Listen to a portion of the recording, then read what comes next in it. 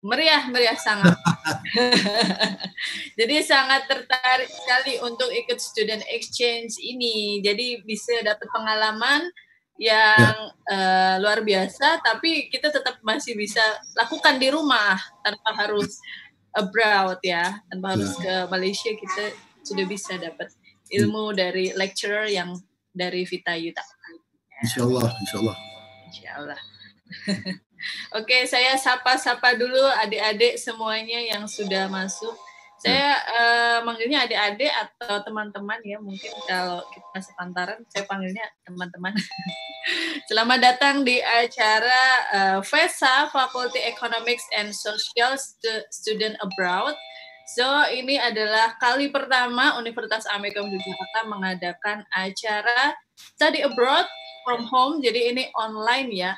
Seperti anjuran dari pemerintah bahwa kita bisa melakukan student mobility without movement. Jadi kita bisa juga melakukan kegiatan student mobility walaupun kita di rumah saja. Jadi setiap kampus berhak dan memiliki spesial namanya kampus merdeka. Jadi kita bisa merdeka untuk membuat acara seperti ini. Jadi harapannya ini bukanlah acara yang pertama dan terakhir, tapi kita juga ingin membuat lagi acara seperti ini karena ini kita coba dari Fakulti Ekonomi dan Sosial dulu. Nanti kita juga mungkin akan buat yang fakulti untuk yang ilmu komputer juga kita akan buat seperti ini juga. Jadi buat teman-teman semuanya yang teman-temannya belum bisa ikut acara FESA kali ini jangan khawatir, insya Allah bulan Oktober atau November kita akan kembali lagi membuat acara namanya FIKSA. Fakulti Ilmu Komputer dan Studi Abroad. Jadi jangan khawatir. Dan tentu aja pastinya akan dibatasin pesertanya karena mengingat Zoom kita juga hanya terbatas untuk 500 peserta. Jadi cepat-cepatan. Jadi kalau kalian sudah dapat informasi tentang Studi Abroad jangan sampai dilewatkan, langsung daftar karena ini luar biasa dan kita melakukan acara ini secara gratis, free. Padahal di sini pembicaranya sangat luar biasa seperti Datuk Rozak ini, beliau adalah seorang yang digelarkan Datuk di Malaysia. Itu teman-teman kalau tahu ada seseorang yang bisa dapat gelar Datuk itu adalah orang yang spesial dan sangat dihormati di Malaysia. Beliau berkarya untuk Malaysia membuat film yang banyak banget. Nanti teman-teman mungkin bisa langsung tanya dengan beliau karena kita juga ada sesi Q&A. Nanti bisa tanya-tanya tentang proses pembuatan film ataupun tentang bagaimana membuat cerita atau naskah cerita. It's okay, apa aja boleh teman-teman tanyakan karena teman-teman di sini bertemu dengan orang yang sangat spesial. Beliau ini kalau mengundang ini sangat membutuhkan banyak karena beliau sangat sibuk ya. Karena setelah ini juga dia ada acara. Wah, Prof Yanto juga sudah bergabung dengan kita. Selamat siang, Prof Yanto. Halo. Oh ya, acara ini juga dihadiri oleh beberapa pimpinan dari Universitas Amikom Yogyakarta dan juga dosen-dosen, lecturer atau kalau di bahasa Malaysia itu namanya pensyarah yang ada di Vita UiTM, Mara Malaysia ya. Jadi ini sangat spesial karena ini live Zoom di dua negara, Malaysia dan juga Indonesia. Yeay, Malaysia, Indonesia. Saya bawa bendera Indonesia karena ini masih suasananya masih hari kemerdekaan ya.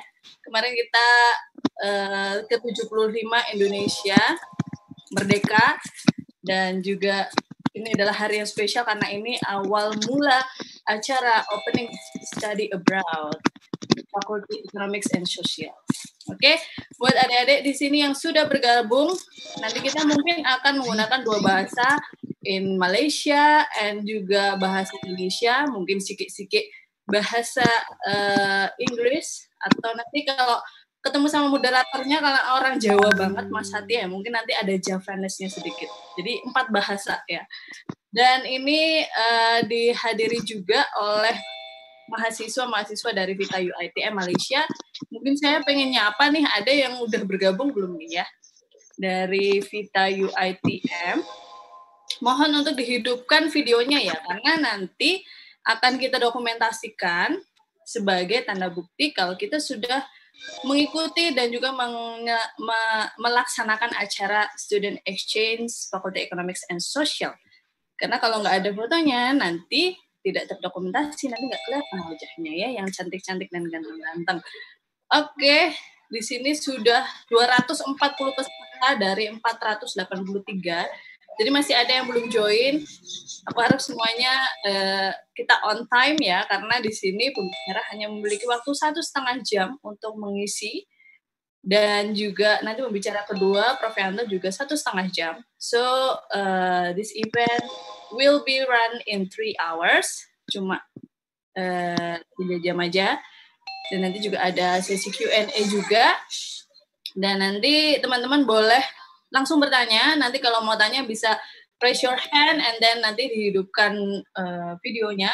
Nanti teman-teman bisa tanya langsung. Ini kesempatan yang sangat langka. Kalau teman-teman bikin seminar sendiri ya, mengundang Datuk Razak itu mahal, expensive ya. Tapi kalau sekarang kita bikin acaranya free, gratis untuk teman-teman semuanya. Karena ini masih awal ya. Saya tahu besok kalau kita bikin lagi berbayar ya. Mumpung masih gratis ya. Senin harga naik. Oke, di sini udah banyak yang bergabung, banyak jurusannya. Ya, halo, Pak Erik. Ya. Oke. Bagaimana Pak Erik? Tadi dari Prof. Yanto ada informasi ya. Gak apa-apa. Oke, kalau dirasa memang sudah enjoy, apa kita mulai ya? Oke, baik Pak Erik. Manfaatkan waktunya Datuk Razak karena jam 2 dia ada meeting dengan produser sehingga jadi nanti Prof. Yanto akan menyusul ya. Oke. Baik, siap Pak Erik. Jadi teman-teman semuanya, kita akan mulai acara pada siang hari ini. Selamat datang di acara Faculty Economics and Social Study Abroad atau FESA 2020 yang diselenggarakan pada bulan Agustus. Selamat datang. Assalamualaikum warahmatullahi wabarakatuh. Dan juga di sini sudah kehadiran pembicara kita, Profesor Datuk Razak. Tapi sebelumnya mungkin kita ada sambutan dulu dari Direktur Kehumasan dan Urusan Internasional. Kita langsung saja sambut Bapak Erik Hadi Saputra, kepada beliau kami persilahkan. Silakan Pak Erik. Thank you Coach Rona. Bismillahirrahmanirrahim. Assalamualaikum warahmatullahi wabarakatuh. Waalaikumsalam warahmatullahi wabarakatuh. Alhamdulillah bila alamin. Wassalatu wassalamu ala asrafil anbiya'i wal mursalin wa ala alihi wa sahbihi ajma'in. Sadri wa yassir li amri wahlul 'uqdatam min lisani yafqahu qawli. Yang amat berbahagia Profesor Razak Muhaiddin, Dekan Fakulti Film Teater dan Animasi UiTM Malaysia, juga seorang director dengan 40 dari judul film, dan best adalah Shift Malam Raya yang waktu Idul Fitri kemarin dapat satu box office di Malaysia. Boleh kita kasih aplaus dulu kepada Datuk Razak atas kesuksesan ini. Prof. Ya. Yang berbahagia juga Rektor Universitas Amikom Yogyakarta, Profesor Dr. M. Yanto yang insya Allah akan menyusul karena beliau sedang ada ujian pasca sarjana, lagi sedang posisi menguji. Para speakers yang insya Allah sudah join juga bersama kita, yang saya izin akan menyebut satu persatu, yang insya Allah pada hari Jumat nanti ada Associate Dr. Muhammad Suhaidi Abu Bakar dan Deputi Dean ya, dari Vita UiTM. Kemudian ada Dekan Fakultas Ekonomi Sosial Taufik Lutfi. Kemudian juga tadi sudah join bidang akademik Vita UiTM Dr. Sahrul Fita dan juga saya sendiri ya. Nah, saya sekarang ini Prof, posisinya adalah sebagai DKUI, Direktorat Kehumasan dan Urusan Internasional. Nah, besok pada saat mengisi posisinya sebagai wakil dekan. Different ya, tapi orang sama. Kemudian Dr. Noman Yusof, Head of Postgraduate Studies dari Vita UiTM, dan juga Bu Rifga Agusta, Sekretaris Program Studi Ilmu Komunikasi. Puan Siti Hazar Asnam, Senior Lecturer di Vita UiTM, dan Bu Ani sebagai Wakil Dekan dari FES, dan juga nanti tanggal 29 closing program, ada Associate Professor Aminah Abdul sebagai Deputi Dekan pada VITA UiTM dan juga Prof. Emma sebagai Wakil Direktur Program Pascasarjana. Dan seluruh panitia serta student baik dari UiTM Malaysia dan Universitas Amikom Yogyakarta. Sebenarnya Prof.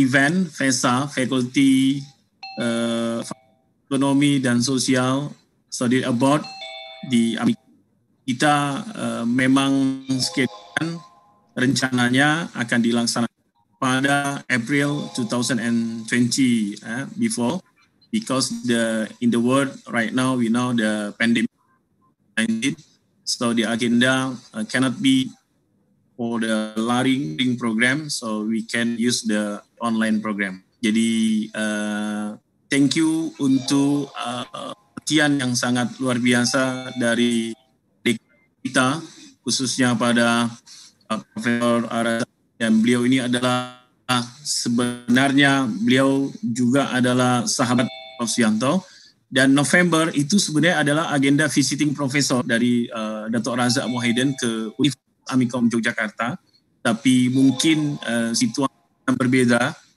Tapi nanti Prof, kami coba agenda bagaimana visiting profesornya online, sehingga nanti mungkin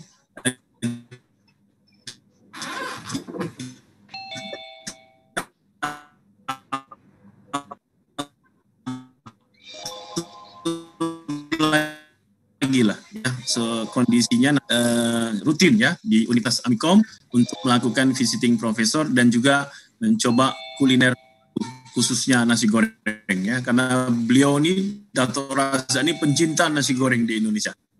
Dan terima kasih kepada seluruh mahasiswa yang ikut sampai agenda ini, dan Anda tahu agenda 2 week program, jadi agenda 2 minggu ini bisa dimanfaatkan karena certified-nya nanti itu pasti akan ada levelnya. Jadi nggak sama seperti sertifikat biasa. Grade levelnya ada. Jadi excellent dan good atau mungkin hanya cukup saja. Jadi level itu kalau nanti kami usulkan kepada fakultas bisa juga dijadikan sebagai mungkin exchange program atau data yang masuk ke mata kuliah. Tapi tentu kembali lagi program studinya masing-masing ya. Tentunya lebih dari itu Anda sudah punya banyak pengalaman luar negeri untuk melakukan student exchange, dan terutama hari ini karena nanti sertifikatnya akan ditangani oleh 2 universitas ya, Prof. Suyanto dan Razak, sehingga ini adalah sesuatu yang sangat mahal. Program ini tentu sangat mahal harganya. Kalau di sini syaratnya mudah sekali. Universitas Amikom Anda tercatat sebagai mahasiswa dan VITA juga sebagai student di UiTM. Jadi mudah-mudahan Allah Subhanahu wa Ta'ala memberkahi agenda kita sampai dengan akhir nanti, dan kita diberikan kesehatan, kebaikan, lancar urusan, dan lunas semua hutang-hutang. Ya, amin. Aminnya panjang berarti memang sedang bermasalah dengan. Ya. Dan terima kasih kepada yang terbaik kita, number 1 at Amikom City, Rona Guinness. Anda boleh ikuti Instagramnya, YouTube-nya di Rona Beauty. If you think you are beauty, you can join. Yeah, you can follow the Instagram and subscribe the YouTube channel. And then our moderator is one handsome staff in Amikom Yogyakarta, ada Satya Akhtiar. Jadi so famous, we call him Encik Satya. Jadi dia punya Indian style. Jadi terima kasih sekali atas support semuanya, dan juga Kasubdit DKUI Mbak Putri yang sudah memberikan dukungan juga kepada kita semua. Jadi terima kasih. Ucap Bismillahirrahmanirrahim. Maka acara Fakultas Ekonomi dan Sosial Studi Abroad pada ini kita nyatakan dibuka. Thank you very much. Wabillahi taufiq wal hidayah. Wassalamualaikum warahmatullahi wabarakatuh. Waalaikumsalam warahmatullahi wabarakatuh. Oke, Pak teman-teman, beri aplausnya, tanda tepuk tangan virtualnya. Iya, tepuk tangan. Wah. Wah, meriah sekali, luar biasa antusiasnya peserta kali ini. Oke, jadi terima kasih sekali Bapak Wakil Dekan Fakultas Ekonomi Sosial dan juga Direktur Kehumasan Urusan Internasional dan Kaprodi Ilmu Komunikasi, luar biasa sudah membuka acara pada siang hari ini. Dan tidak kalah luar biasanya, setelah ini saya akan panggilkan sahabat saya ya. Beliau adalah seseorang YouTuber juga yang sangat menginspirasi, namanya Sekolah Pemimpin. Langsung aja kita panggilkan Encik Satya. Selamat siang Encik Satya. Selamat siang. Aku panggilnya apa nih? Puan ya berarti ya? Iya, punya anak Puan ya. Yeah. Kalau masih Miss, kalau belum punya anak namanya apa? Miss ya, Miss Rona. Miss Rona. Iya. Oke, terima kasih Encik Satya sudah hadir dan bergabung dengan kita semuanya. Mungkin langsung aja beliau moderator pada siang hari ini. Saya serahkan kepada Encik Satya. Silahkan untuk memandu acara dan sampai Q&A dan nanti baru kembali dengan saya untuk penutup. Terima kasih Kak Satya, silahkan. Terima kasih Puan Rona. Ya, kita harus manggilnya Puan ya. Nah, Oke, teman-teman. Semuanya Assalamualaikum warahmatullahi wabarakatuh. Waalaikumsalam warahmatullahi wabarakatuh. Selamat siang dan salam sejahtera bagi kita semua.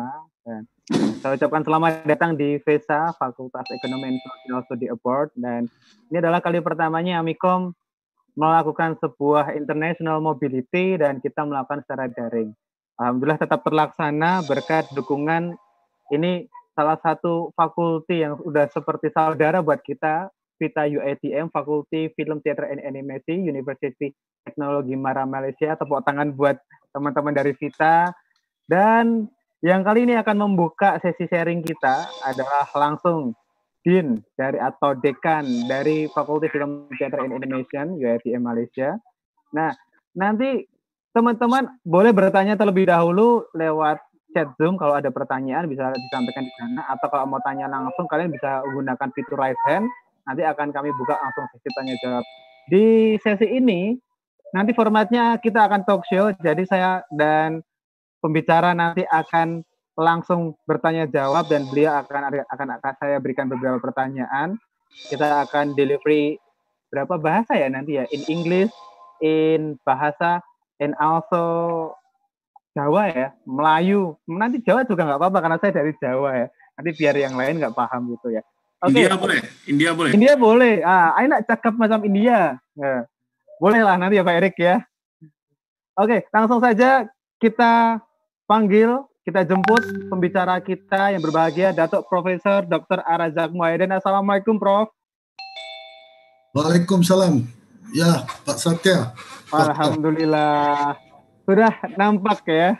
Nah, ini kalau biasanya saya di Amikom itu title-nya adalah orang handsome nomor 2 di Amikom. Tapi kalau Prof datang saya jadi nomor 3, Prof. Ya. Nanti yang pertama Prof Yanto. Setelah ini datang lagi juga. Oke. Ini seperti yang dikenalkan oleh tadi Puan Rona bahwa beliau selain dekan atau dean dari Vita UITM juga seorang pengarah sutradara film dan sekarang lebih dari 35. Tepatnya berapa film Prof yang sudah Prof arahkan? Insyaallah 42 film, dan yang saya sempat tahu terakhir tuh ada Shift Malam Raya, benar Prof? Atau sudah ada yang itu yang terbaru ya, terkini? Ya, yang sudah terkini. Nah, mungkin untuk mengawali teman-teman juga ingin tahu Prof sebenarnya background-nya seperti apa, kemudian apakah memang dari kecil sudah berminat di dunia sinema atau sejak kapan peminatan sinema itu muncul dan sampai akhirnya sekarang bisa menjadi expert di bidang sinema. Mungkin Prof bisa cerita sedikit background dan perjalanan itu, Prof. Silakan, Prof. Oke, terima kasih Pak Satya, Pak Erik, Puan Rona. Saya sebelum cerita ni saya agak tertarik ya, Pak Satya di belakang Pak Satya tu ada kaki-kaki sedang digoyangkan. Itu ya. So ini sebenarnya apabila kita melihat kepada visual-visual tertentu, perkara-perkara yang menarik perhatian kita sebenarnya adalah perkara yang berlaku dalam dunia kreatif. Jadi macam misalnya apabila saya melihat visual di belakang itu berlaku, itu adalah satu daripada contoh bagaimana perkara-perkara dalam visual yang dipaparkan dalam dunia industri kreatif ini akan menarik perhatian. Kadang-kadang saya juga dapat lihat ada yang berada di tepi pantai, kan? Ada pokok kelapa di sana, Pak Wayan Pak Wayan di sana. Dan saya boleh lihat juga ada juga yang muncul dengan siluet Kalau kita lihat Pak Tony di sana, ada juga visual-visual yang berlainan. Kenapa visual-visual ini berlaku adalah kerana kita melihat sesuatu kreatif industri ini dari sudut yang berbeza Jadi bagi persoalan tadi tentang Pak Satya tadi berkenaan dengan pengalaman saya, memang benar saya bermula mencintai pembikinan filem ataupun motion pictures adalah sejak saya di sekolah lagi. Saya sudah mula melihat dan ingin mengetahui bagaimana sesuatu visual itu bergerak, apa sebenarnya yang berada di dalam kamera yang boleh menyebabkan satu-satu visual itu dirakamkan, bagaimana kamera itu berfungsi, apa bezanya antara mata manusia, maksud saya penglihatan kita, mata kita dengan kamera. Apa yang dilihat oleh kamera, kenapa manusia juga boleh melihat?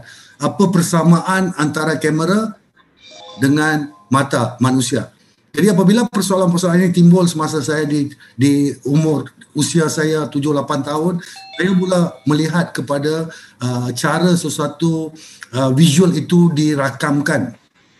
Jadi cara setiap seorang melihat rakaman sesuatu visual itu berbeza dengan cara kita melihat sesuatu. Jadi sejak itu saya banyak ingin mengetahui tentang perkembangan. Jadi saya belajar bidang ijazah pertama saya dalam bidang kewartawanan. Kewartawanan apa itu Pak Satya?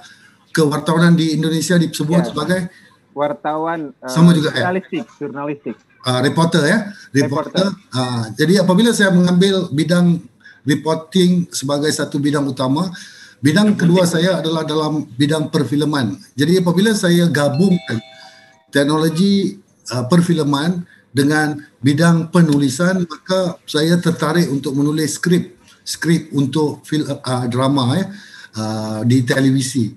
Jadi apabila saya mula menulis skrip drama tersebut, banyak yang saya melihat sesuatu perkara yang berlaku di depan saya, bagaimana caranya untuk mengubah perkara yang berlaku di depan mata kita ke dalam kanta kamera. Jadi apabila perkara ini disamakan, maka setiap hari sejak itu saya akan melihat sesuatu itu dengan cara yang berbeza daripada apa yang dilihat oleh audience. Whatever audience is looking is not something which we suppose as industry players look at. We must be looking at something which is extraordinary, something which is not supposed to be common, something which is not supposed to be cliche. So when you manage to come up with something different than what normally been seen by audience, apa yang dilihat oleh audience ini, dia akan memberi satu impak untuk kita teruskan minat kita.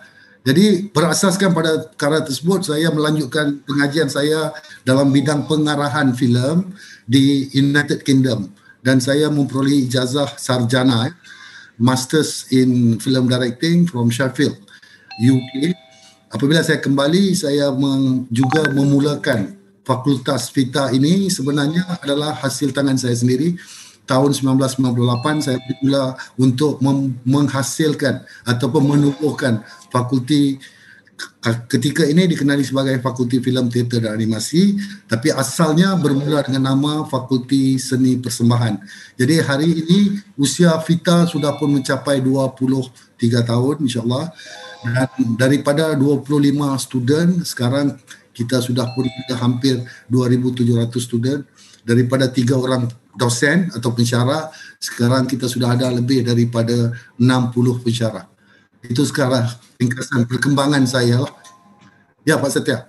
Oke, jadi memang sudah ada keminatan dari awal ya, dari sekolah dasar sudah keminatan di bidang kamera. Nah, ya. Prof, mungkin banyak juga teman-teman yang di sini mahasiswa, student Amikom yang dia juga punya keminatan di bidang camera broadcasting ataupun cinematography, tapi terkadang mereka masih bingung, Prof. Apa yang mereka harus perbuat pertama kali? Apakah mereka harus belajar sesuatu itu apa? Karena mungkin terlalu banyak ya, mungkin kameranya, skripnya, atau apa yang harus mereka pelajari. Kalau menurut Prof, langkah-langkah apa yang harus mereka lakukan ketika mereka berminat di bidang sinema ini, Prof? Okay, first of all, I would like to suggest, saya ingin mencadangkan supaya sebagai seorang pemain industri, kalau nak jadi sinematografer dan sebagainya, perkara pertama yang perlu dilihat adalah bagaimana kita melihat sesuatu kejadian, sesuatu perkara yang berlaku di depan kita, yang saya sebutkan tadi, something which is extraordinary, something which is out of the box, sesuatu yang di luar daripada kotak pemikiran yang berada di khalayak ataupun di kalangan penonton kita. Jadi apabila kita ingin berkarya, apabila kita hasilkan satu karya yang di luar daripada kotak, maka itu akan menarik perhatian. Sebab itu kalau kita lihat situasi seketika ini, boleh dikatakan ramai berjuta-juta orang sudah mula mengikuti perkembangan dalam social media. Berjuta-juta orang sudah mula upload visual-visual. Kita tengok contohnya macam TikTok. Hampir setiap hari, hampir setiap saat ada seorang manusia di pelosok dunia yang mula menghasilkan visual bergerak, dimasukkan. Tetapi kalau kita lihat, tidak semua visual tersebut menarik perhatian kita. Kita akan hanya menonton contohnya TikTok, visual-visual yang betul-betul yang menarik perhatian kita, yang betul-betul melucukan atau betul-betul menakutkan atau yang betul-betul mempunyai kesan yang berlainan. Jadi apa yang dimaksudkan di sini ialah sebagai pelajar yang ingin menceburi bidang kreatif industri ini, pertama sekali perlu melihat sesuatu perkara dari luar kotak. Luar kotak ini adalah sesuatu yang dalam bahasa kewartawanan, journalism, dikenali sebagai apa yang dipanggil sebagai Human Interest Value atau HIV.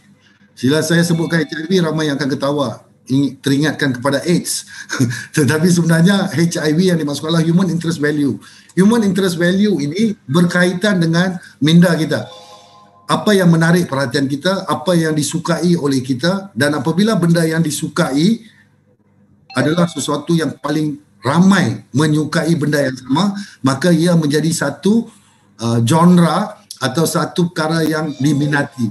Jadi apabila kita berjaya menghasilkan sesuatu, sebelum menghasilkan sesuatu visual tersebut, yang paling utama, yang paling penting adalah mendapatkan naskah tersebut dicatatkan, ditulis, dihasilkan, difilmkan, akan datang kemudian. Itu yang penting. Jadi cara kita melihat sesuatu perkara perlu dilatih. Saya selalu bertanya kepada pelajar-pelajar saya, mahasiswa, mahasiswi di FITA, selalu saya bertanya apabila mereka memasuki kelas saya, adakah mereka akan melakukan sesuatu apabila mereka berada di dalam kamar kecil misalnya. Apabila kita berada di kamar kecil, kita recall balik apa yang selalunya kita fikirkan. Apabila kita nak tidur, sebelum tidur, selalunya selepas mungkin membaca ayat suci Quran dan sebagainya, kita mahu tidur, apakah yang akan difikirkan oleh seseorang sebelum tidur? Atau semasa kita sedang dalam perjalanan, kita selalu berkhayal. Berkhayal itu apabila ditukar kepada perkara-perkara yang boleh menimbulkan kreativiti, maka itu akan membantu. Sebab itu saya selalu nasihati pelajar-pelajar saya supaya mencatatkan, menulis apa sahaja perkara baru yang nampak di hadapan mata dan bertanya pada diri sendiri sejauh mana perkara yang saya tulis ini akan disukai oleh orang perseorangan. Jadi apabila perkara-perkara ini dikumpul, disimpan dalam memori kita, satu hari nanti benda ini akan boleh dikeluarkan dan dijadikan sebagai screenplay. When we are trying to write a script, the first thing we supposed to do is a synopsis. What I meant by synopsis is something, the whole process of simplifying the storyline. Proses kedua adalah what we call as rough treatment. Rough treatment adalah proses menulis cerita tersebut mengikut perjalanan daripada babak first scene sehinggalah babak atau last scene. Cara menulis itu adalah pendek dan ringkas. Apabila kita sudah mengatur perjalanan cerita yang kita nak tulis, maka kita perlu juga melihat di mana klimaksnya, di mana babak-babak yang ditulis ini akan membawa menjana cerita tersebut sehingga sampai ke kemuncaknya, kemudian di mana kita nak reveal cerita tersebut. Jadi apabila kita bercakap mengenai menulis rough treatment ini, apabila kita sudah berpuas hati, barulah kita tukar kepada comprehensive treatment. Ini untuk penulis. Tetapi sebagai pengarah, sutradara, sinematografer, yang paling penting adalah kita melihat cerita yang bakal kita buat ini sama ada menarik atau tidak. Jadi secara sedar atau tidak, seorang sutradara perlu juga mempunyai kekuatan untuk melihat cerita tersebut dari sudut pandangan screenplay yang bakal dihasilkan. Walaupun mungkin penulis skripnya orang lain, tetapi sebagai sutradara tersebut perlu mampu mengawal, melihat cerita tersebut.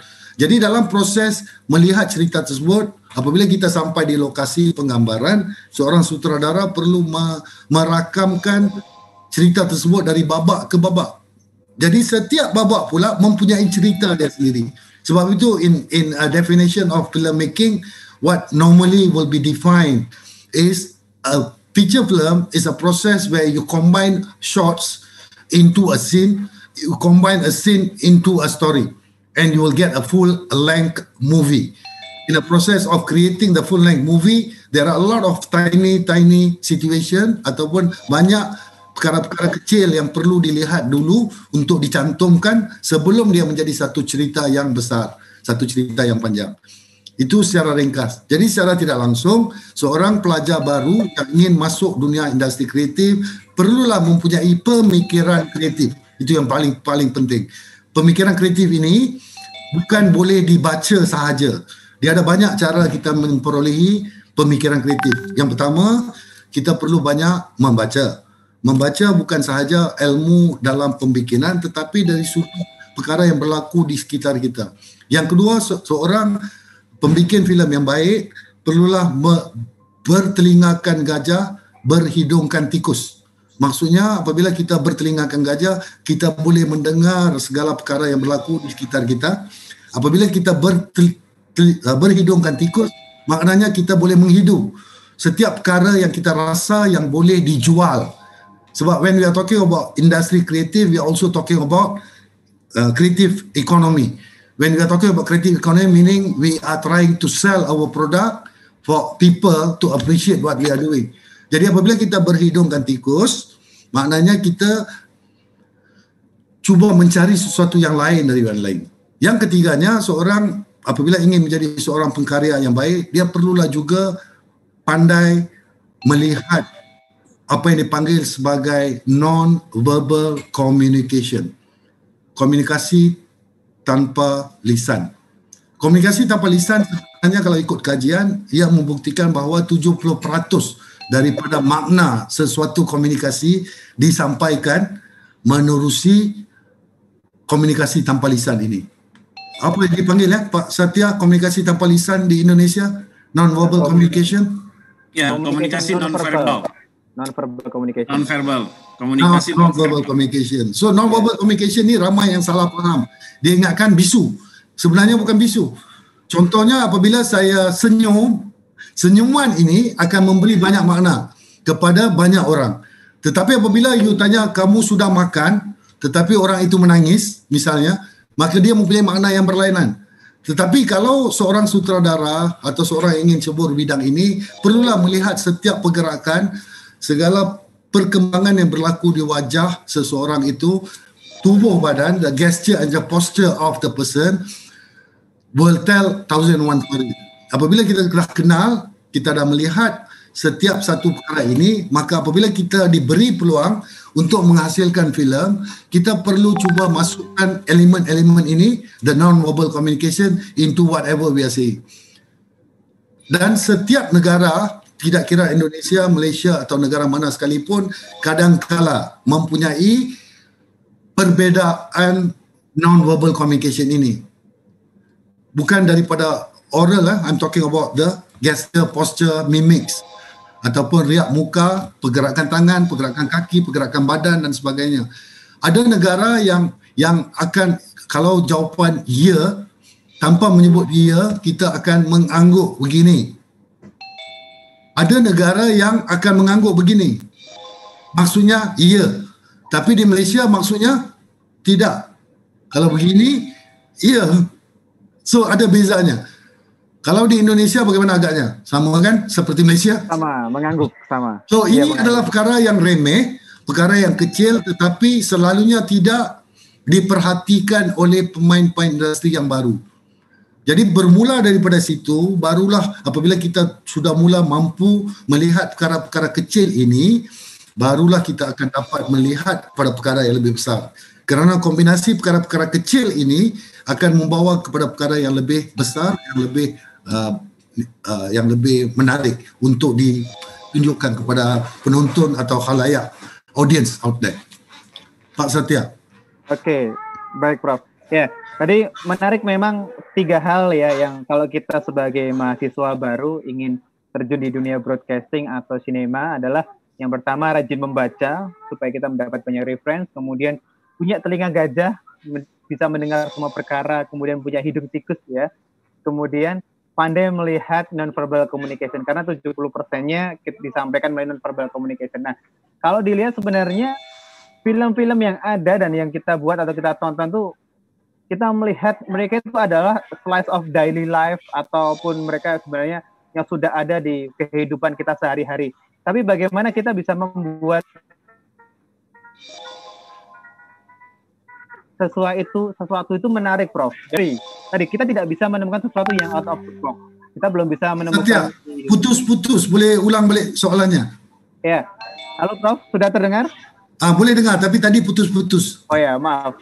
Jadi kita sering melihat film, tapi dia bisa membuat sebuah out of the box. Sedangkan ketika kita mencoba untuk membuat sebuah film sendiri atau menuliskan sebuah cerita, masih biasa. Bagaimana membuat sesuatu yang seperti daily life itu menjadi sesuatu yang value? Bagaimana mengeluarkan sebuah value dalam sebuah cerita itu, Prof? Bagaimana untuk mewujudkan value maksudnya? Ya, memajukan value-nya. Okey, kalau kita lihat seperti yang saya sebutkan tadi, dalam dunia komunikasi, kadang-kala filem ataupun perfilman diletakkan sebagai satu daripada elemen dalam komunikasi. Ada negara atau ada universitas yang meletakkan filem itu di bawah kelompok arts.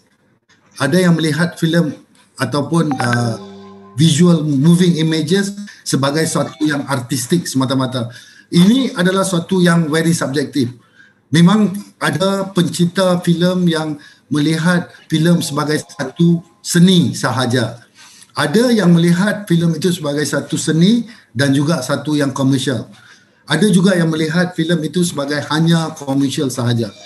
Tetapi di akhir sesuatu penghasilan filem tersebut, yang menjadi juri ataupun yang menjadi hakim kepada filem tersebut adalah audience.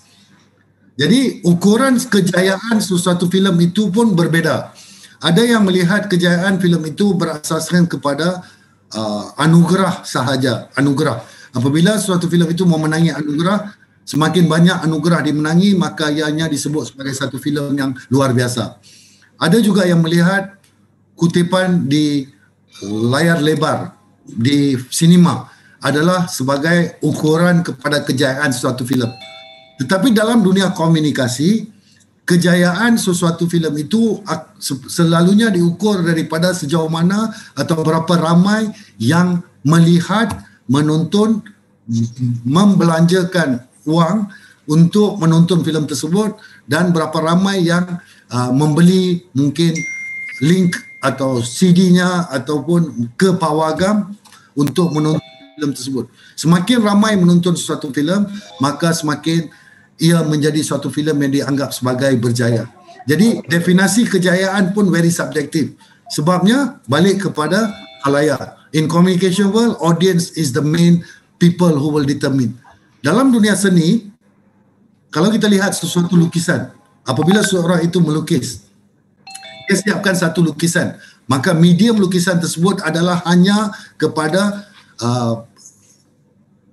mungkin kertas lukisan itu atau canvas yang telah digunakan untuk melukis. Sebaik lukisan itu disiapkan, dia bawa lukisan itu dan diletakkan di kamar tidur dia, kemudian dia baring, tiap-tiap hari dia menonton atau melihat lukisan tersebut.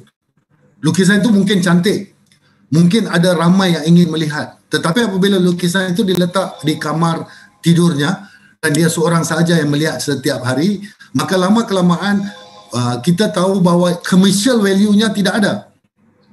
Commercial value-nya tidak ada kerana tidak ada khalayak yang membeli, melihat atau menonton lukisan tersebut. Tetapi apabila lukisan tersebut disiapkan, kemudian diberikan gabungan elemen ekonomi, iaitu gambar lukisan tersebut ditunjukkan kepada orang ramai, dibawa ke balai-balai seni, ditunjukkan di balai seni, diambil gambar tersebut, dipaparkan dalam sosial media, diberikan kepada penonton yang ramai melihat lukisan tersebut, ramai yang suka lukisan tersebut. Semakin ramai yang menyukai, maka lukisan itu secara tidak langsungnya akan membantu harga nilai lukisan tersebut akan naik. Berbeza dengan filem. Filem adalah suatu yang dibuat memang kursus, bukan untuk kita tonton dalam kamar tidur kita, tetapi adalah untuk kita bawa untuk ditontonkan kepada penonton. Jadi penonton yang menjadi saksi, penonton yang menjadi orang yang akan menentukan. Jadi dalam proses communication, you cannot please everyone. In the process of creating some creative work, you cannot say that everybody, every single person on the earth is like the movie. There are a lot of movie which became famous. Ada movie yang berjaya memenangi anugerah yang banyak, pernah box office yang besar dan sebagainya, tetapi masih akan ada orang yang tidak menyukai filem tersebut. That's the reason why what I'm saying is it is very subjective, but how we want to measure? How many of people out there like your work? That is one way of measuring. Or how many awards won by the person who created that particular piece of work? That is another way of looking at it. Thirdly, how many likes? Kalau dalam social media, berapa ramai yang menonton, berapa ramai yang like karya kita, itu akan menjadi ukuran. Itu secara ringkasnya. Oke, berarti memang ada beberapa value ya, kita harus menentukan value-value apa yang mau kita tampilkan. Tadi mungkin artistik dia bisa menang beberapa anugerah atau award, tapi juga ada juga sisi value ekonomiknya ya Prof, ya memang yang harus kita perhatikan. Nah, kalau ngomong-ngomong tentang value tadi, kita coba bahas tentang film terakhir Prof, Shift Malam Raya. Kalau dari film itu, Prof bisa share nggak message apa yang mau Prof sampaikan di film itu yang sebenarnya bisa dikemas seperti itu? Kalau nggak salah, genrenya lebih ke horror komedi. Oke, ya, film Shift Malam Raya adalah karya saya yang ke-42. Karya tersebut sebenarnya dihasilkan untuk pawagam ataupun layar lebar. Apabila dihasilkan, syutingnya berlaku pada Januari 2020 dan planningnya untuk dibawa untuk ditunjukkan kepada khalayak pada Idul Fitri. Itu cadangannya. Jadi apabila filem itu siap, dalam proses menghasilkan filem tersebut, kita sudah masukkan elemen-elemen puasa, sambutan hari raya. Genrenya adalah komedi seram. Komedi seram. Kisahnya adalah mengenai bagaimana satu pekerja di rumah mayat yang sepatutnya membawa mayat pada malam hari raya dihantar ke sebuah lagi negeri lain. Dalam perjalanan tersebut, aksiden akan berlaku, mayat itu akan hilang. The body will disappear. So malam hari raya dari jam 9 malam sehingga jam subuh, mereka akan mencari mayat tersebut di satu kawasan kampung di mana mayat itu hilang. Jadi ceritanya disulami dengan suspense, terdapat pocong dan juga terdapat kisah-kisah yang agak menghiburkan apabila komedi disulamkan. So apabila saya mengkaji tentang apakah genre yang paling disukai oleh masyarakat ketika ini. Dan saya juga melihat di Indonesia, di Malaysia atau di Hollywood, Mollywood, Nollywood, Collywood, mana-mana wood sekalipun, genre komedi, genre seram, genre aksi dan genre percintaan adalah 4 genre yang sering kali mendapat tempat paling tinggi di kalangan penonton. Sebab itu apabila sekarang ini trennya adalah menggabungkan genre tersebut. Ada yang menggabungkan komedi dengan seram, ada yang gabungkan romantik dengan seram, ada yang gabungkan genre komedi dengan action dan sebagainya. Jadi campuran ini sebenarnya adalah satu cara untuk menarik perhatian penonton yang sukakan aksi ataupun sukakan genre yang berlainan supaya hadir sama menonton. Ada setengah penonton hanya suka menonton filem komedi sahaja. Ada pula yang suka hanya menonton seram. Jadi kombinasi cantuman genre ini sebenarnya menarik untuk dibuat kerana kita dapat gabungkan dua elemen dalam pembikinan. Satu, apabila kita bercerita mengenai filem seram, kita perlu melihat kepada lighting, cara berlakon, dialog, perjalanan, muzik dan sebagainya. Semua yang saya sebutkan ini adalah elemen-elemen dalam creative industry. Dan untuk komedinya pula, kita juga melihat macam saya sebutkan tadi, non-verbal communication. We have to also look at the comedy dialogue which been created, not only the mimics of the faces, also the dialogue comedy. Juga kita juga melihat kepada jenis-jenis muzik yang boleh menimbulkan genre komedi tersebut. Jadi kombinasinya adalah suatu yang agak mencabar. Pandemik komik berlaku, seluruh pawagam di Malaysia sudah ditutup. Tempat-tempat pawagam, sinema ditutup di seluruh Malaysia. Saya percaya di Indonesia pun masih ditutup. Ya. Jadi saya terfikir bagaimana caranya saya nak tayangkan filem ini juga. Masih mau diteruskan penayangan filem. Apa caranya untuk penonton-penonton, kerana hayat filem ini adalah dibuat untuk hari raya. Kalau ditayangkan selepas hari raya, maka dia punya suasana kemeriahan hari raya tidak boleh dirasai. Jadi apa yang berlaku adalah saya memberitahu channel yang dikenali sebagai Astro First. Astro First ini adalah satu channel yang digunakan untuk menayangkan filem-filem baru yang baru keluar dari sinema. Tetapi buat pertama kalinya dalam sejarah sinema Malaysia, filem Syekh Malam Raya dibawa ke televisi dulu. Ditayangkan dalam pay TV, dan setiap kali kita membeli filem tersebut perlulah membayar RM15 Malaysia, dibayar. Kemudian filem itu akan dapat ditonton, tidak kira berapa ramai yang menonton, tetapi hanya untuk 48 jam. Selepas 48 jam, the service will be off. So hasilnya agak menarik. 2-3 hari sebelum Idul Fitri, filem itu masuk pawagam. Hanya dalam masa 3-4 hari sudah pun melebihi RM3 juta.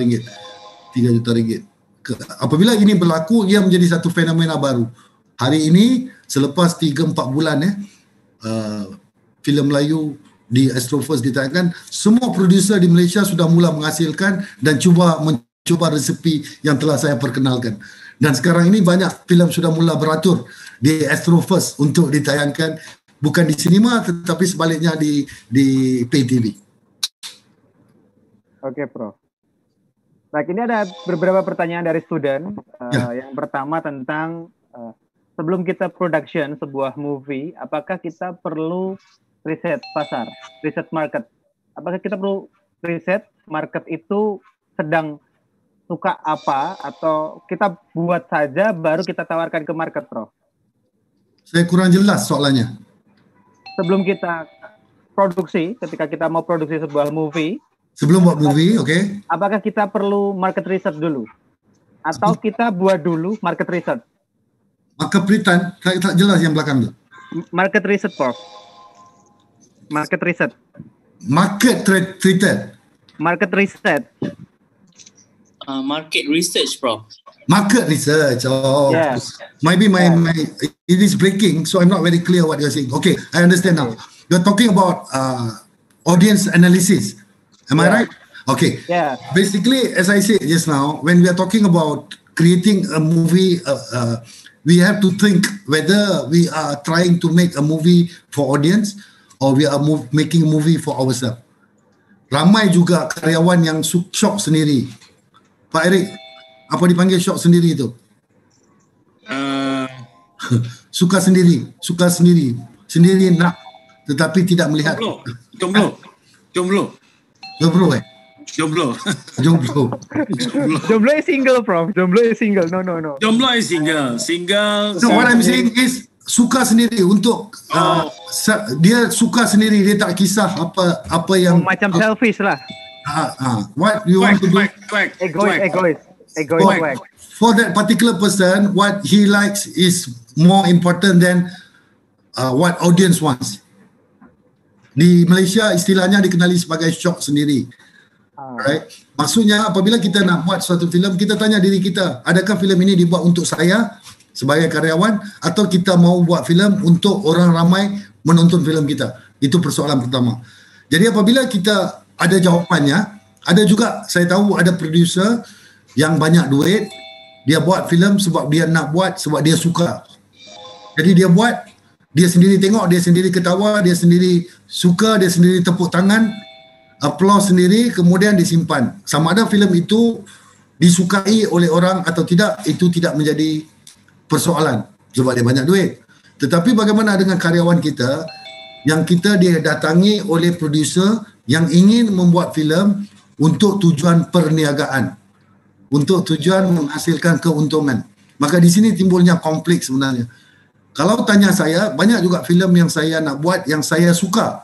Tetapi selama hari ini saya sukar membuat filem yang saya suka. Tapi saya perlu mengikut kehendak khalayak. Meaning to say that you have to go for audience analysis, you have to find out. Same thing goes to if you are opening a restaurant, for example. Right? Buka restoran untuk menjual makanan. Kalau saya menjual makanan, contohnya makanan nasi lemak. Contohnya, di Malaysia nasi lemak mungkin famous. Tetapi datang ke Jawa, buka restoran, jual nasi lemak. Tapi penduduk di sekitar kawasan mungkinnya di Yogyakarta misalnya, dibuka, dijual nasi lemak atau roti canai sahaja. Mungkin penonton di sana ataupun orang yang suka makan di sana tidak suka makan roti canai. Tetapi kalau nasi lemak atau roti canai dibuka di Malaysia, mungkin dia lebih sinonim sebab khalayak menyukainya. Same thing like food. When you are creating some food, okay, soto atau makanan yang digemari di Malaysia dan di Indonesia, nasi goreng. Itu seperti yang kata Rona tadi, nasi goreng saya suka. Memang kalau di Indonesia pun saya cari nasi goreng.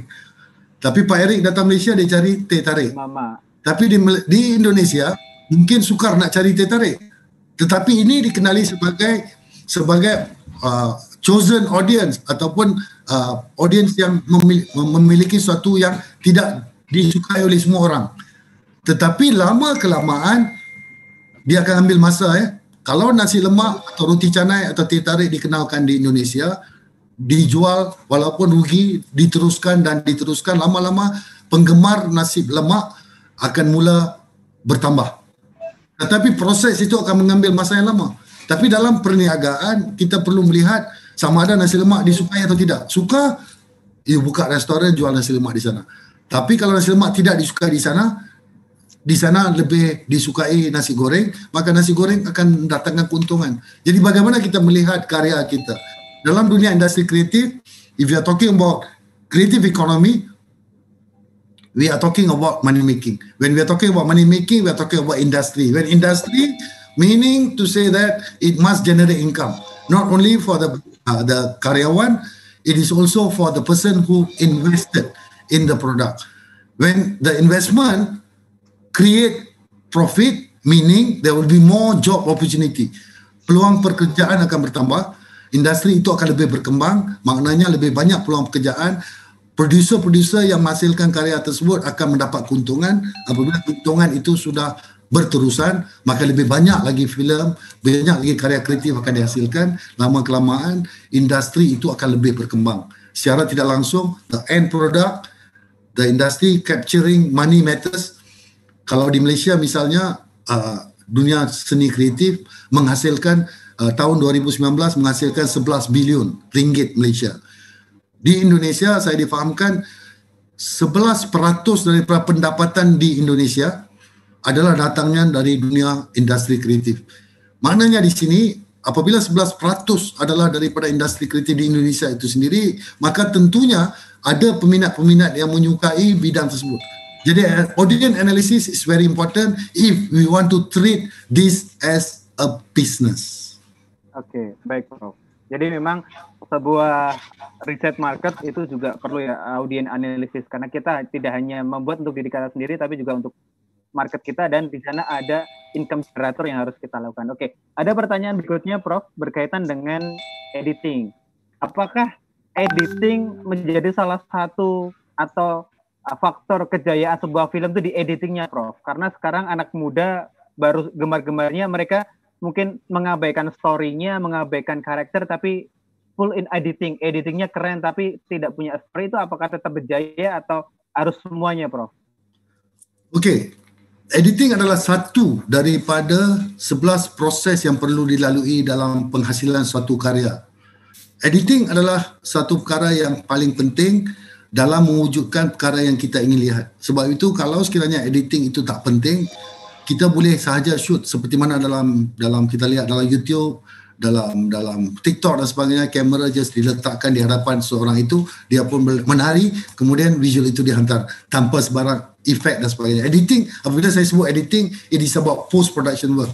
It is about creating, joining the shots, creating an effect, and then putting in every single elements which is needed. For example, Foley. Untuk makluman bagi yang tak kenal apa itu Foley, Foley adalah kesan bunyi. Misalnya kalau ditampar, bunyinya mungkin tak kuat, ya.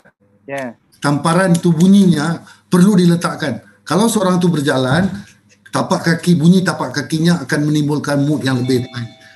Kajian menunjukkan bahawa apabila suatu visual itu disulami dengan bunyi-bunyian Foley, efek, music, lakonan, shot-shot yang berubah, tendensi untuk dia menarik perhatian penonton adalah lebih tinggi. Berbanding dengan satu shot yang terlalu monotonous, diletakkan begitu sahaja macam sekarang ini, shot yang dilihat oleh hampir 348 penonton dengan saya sekarang ini bukannya satu contoh yang baik sebab visual ini tidak bergerak. Yang bergeraknya saya. Kameranya, shotnya, kerana mata manusia, minda manusia apabila menonton sesuatu perkara, dia perlu memfokuskan.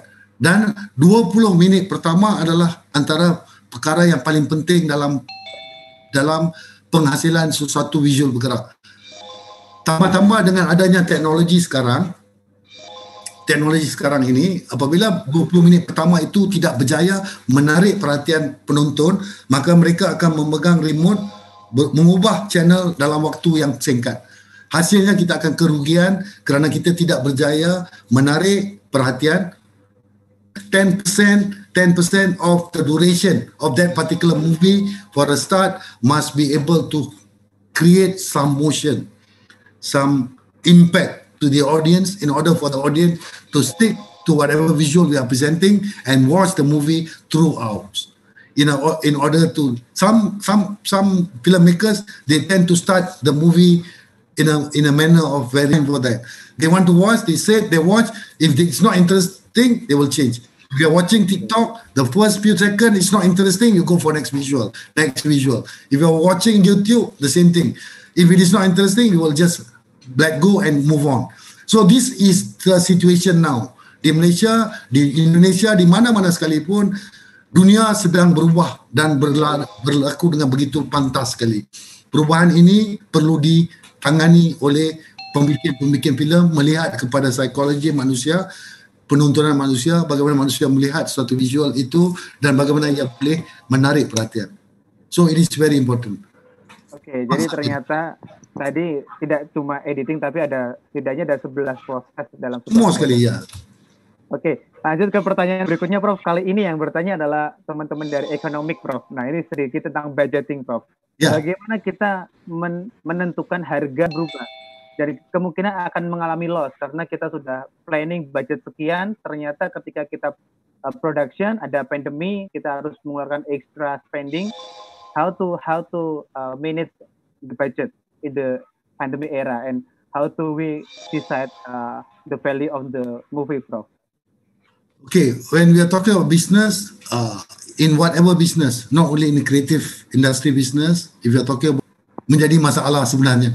Jadi pakar ekonomi pun pening kepala memikirkan bagaimana mau mengatasi masalah tersebut. Yang pasti industri yang tidak begitu kuat terjejas adalah industri perubatan, medical, industri hospital, perubatannya hospital, industri makanan. Tidak menghadapi masalah sangat. Walau pandemik COVID, manusia tetap mau makan. Tetapi cara makanan itu disampaikan diubah. Kalau dulu semasa sebelum lockdown dan sebagainya, kita ke restoran, warung-warung, kita makan. Tapi sekarang ini makanan datang mencari kita di rumah. Maknanya Food Panda dan sebagainya. Di Indonesia pun saya percaya banyak yang sama juga. Kalau sekiranya kita dah tahu tidak boleh kita berkumpul ramai-ramai menonton kerana COVID mungkin akan bila saya fikirkan cara terbaiknya untuk mengatasi masalah tersebut adalah dengan mengambil risiko menayangkan filem tersebut menerusi TV, pay TV atau online dan sebagainya. Tapi apabila filem itu ditayangkan, untuk makluman juga, walaupun filem itu menghasilkan keuntungan yang besar, mungkin 200-300 kali lebih tinggi daripada kos yang telah digunakan, tetapi ada juga satu masalah apabila kita bercakap mengenai dunia baru, iaitu dunia online dan sebagainya. Filem itu telah dicetak rompak dan telah dimuat turun secara haram, illegal downloading, mencapai angka lebih daripada 50,000 downloads. Bila 50,000 downloads, dia mungkin telah ditonton oleh 2 atau 3 juta orang yang telah menonton tanpa berbelanja, free viewing. So these are the risks which you have to take. There are certain situations, if the movie leak earlier, the process of showing that movie might be jeopardized. The profit might be jeopardized, but it doesn't reduce the audience number watching. Bezanya di Pawagam, seorang beli tiket satu, dia pergi tengok seorang one to one. Tapi apabila yang masuk ke television, seorang beli, bayar RM15, tapi satu family, 10 orang mungkin menonton. Dan apabila dia 48 jam, mungkin ada 10 family menonton dengan hanya membayar RM15. Tetapi jumlah penonton di television, pay TV dengan Pawagam tidak sama. Sebab itu ia perlu dikali 2 atau kali 4. Di pandemic situation, you have to make sure you know that there will be more audience watching your movie, but the income will be less than what's supposed to be. It is because the opportunity for the whole family to sit and watch is higher compared to cinema. You know that one-to-one buying. So risiko tetap ada, tetapi kita sebagai penggemar atau pembikin filem perlu melihat dan memastikan bahawa analisa dibuat. Kalau filem Hollywood, sekarang ini bukan saja Hollywood, semua industri perfilman semuanya dalam bahasa Malaysia disebut sebagai hidup segan mati tak mam. Mungkin bahasa sama juga ya di Indonesia. Sama. Hidup segan mati tak mam. Semua industri filem memang begitu nazak sekali ketika ini. Hampir ramai produser yang sudah gulung tikar. Gulung tikar maknanya bankrupt. Kerana mereka tidak bersedia menghadapi pandemik COVID. Tetapi ilmu akan membantu bagaimana kita tukar strategi kita untuk membuat perkara-perkara di luar daripada. Dan dalam waktu yang sama kita tahu ramai juga orang-orang muda yang sudah mula menghasilkan uang menerusi YouTube, menerusi TikTok dan sebagainya. Sebagai contohnya, saya sendiri boleh memberi contoh anak saya sendiri. Dia pun dia belajar bidang media, baru habis belajar. Dia hanya tunggu di rumah sahaja. Produk datang ke rumah. Contohnya baru-baru ini KFC hantar makanan KFC ke rumah. Minta anak saya buatkan TikTok food KFC. Dan dalam masa 30 saat, 1 minit dengan visual tersebut dibayar RM2-3 ribu. Begitu juga dengan banyak produk lain. Saya tahu contohnya pelakon Shift Malam Raya itu sendiri, dia adalah YouTuber. Dan dia penghasilan karya dia boleh mencapai hampir RM80,000 setiap bulan. So ini adalah perkara-perkara di luar daripada norms. Apabila kita belajar, saya belajar, handphone pun belum dicipta lagi. Zaman saya belajar mungkin 30 tahun yang lepas. Tetapi sekarang ini anak-anak muda yang lahir sudah pun lahir bersama handphone. Keluar daripada perut ibu saja handphone sudah dipegang. Jadi maknanya cabaran dia lain. Cara kita mengatasi, cara kita melihat sesuatu bukan lagi cara ortodok. It must be from different perspective. We have to see and try to adjust according to the new norms. That's supposed to be done. So same thing goes to when the economic students asking this kind of question. I believe that when you are talking about economic effect to whatever process, every single business will have the risk. The risk can be minimized, but you cannot guarantee 100% profit for any business for that matter. Sama ada COVID atau tidak ada COVID, itu adalah perkara kedua. Tetapi mana-mana perniagaan sekalipun tetap akan mempunyai risikonya. Oke, berarti tetap kita tuh analyze bagaimana resiko dalam sebuah bisnis supaya kita kalau ada apa-apa tetap bisa backup ya Prof ya. Jadi tidak langsung bankrupt atau seperti apa. Ya. Oke. Thank you Prof Dan sudah bergabung dengan kita juga Rektor Universitas Amikom Yogyakarta, Prof Suyanto. Assalamualaikum Prof Suyanto. Prof Suyanto, Assalamualaikum. Assalamualaikum Prof. Oh, sepertinya masih cek jaringan karena suaranya belum keluar. Kita sambil menunggu beliau sudah keluar suaranya, nanti kita sapa. Dan ini mungkin pertanyaan. Oh, sudah keluar. Assalamualaikum Prof. Waalaikumsalam Prof Razak. Ya Prof Suyanto, Assalamualaikum. Makin ganteng Prof. Iya. Kemarin di Indonesia nonton bareng Battle of Surabaya di Zoom. Ada 4.000 yang menonton. Oh ya kak. Jadi mungkin memecahkan rekor dunia pertama kali. Alhamdulillah. Alhamdulillah. Alhamdulillah. Prof, baik Prof. Terima kasih sudah join Prof. Dan setelah nanti ini sesi ini nanti kita akan langsung masuk ke sesi Prof Suyanto dan Prof Razak. Mungkin sebelum kita move ke sesi berikutnya, Prof Razak ada pesan atau sebuah motivation buat teman-teman student yang baru mau memasuki bidang sinema. Prof Razak punya pesan Saya seperti apa untuk para student? Silahkan Prof Razak. Ya, seperti yang saya sebutkan tadi, seorang siswi, pelajar perlu menganalisa audience. Indonesia beruntung sebenarnya berbanding Malaysia apabila mempunyai populasi yang begitu besar.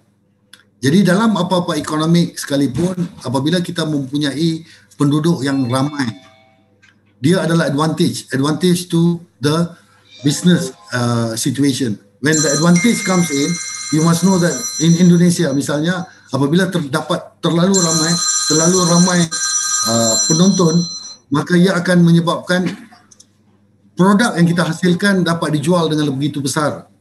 Tetapi di Malaysia dengan jumlah penduduk yang mungkin kurang dari 10% dari jumlah penduduk Indonesia, maka ia akan menyebabkan situasi ini bertambah sukar untuk dibuat. Sebab itu saya masih lagi ingat apabila Pak Mahathir, Tun Mahathir menjadi Perdana Menteri awal tahun 80-an, perkara pertama yang disebutkan adalah untuk melihat jumlah penonton dijadikan 70 juta. Dan apabila consumption of any product become higher, the profit from economic point of view, the profit will be better. Ya, sama juga macam Pak Erick, Pak Suyanto maklumkan tadi. Bicara kita ini boleh mencapai 4,000 orang nonton, satu rekod dunia. Tetapi perkara ini tidak akan berlaku kalau sekiranya Indonesia tidak mempunyai populasi yang besar. Begitu juga populasi di Malaysia tidak digabungkan. Filem Hollywood, Mollywood, Collywood, Nollywood dan sebagainya semuanya mempunyai audiens yang tersusun, jumlah penonton yang ramai. Sebab itu Hollywood boleh datang menjelajah seluruh dunia, filem mereka boleh sampai. Dan ramai yang mengatakan bahawa Hollywood punya filem adalah yang terbaik. Tapi perlu juga diingat, Hollywood menghasilkan 700 ke 800 filem setiap tahun.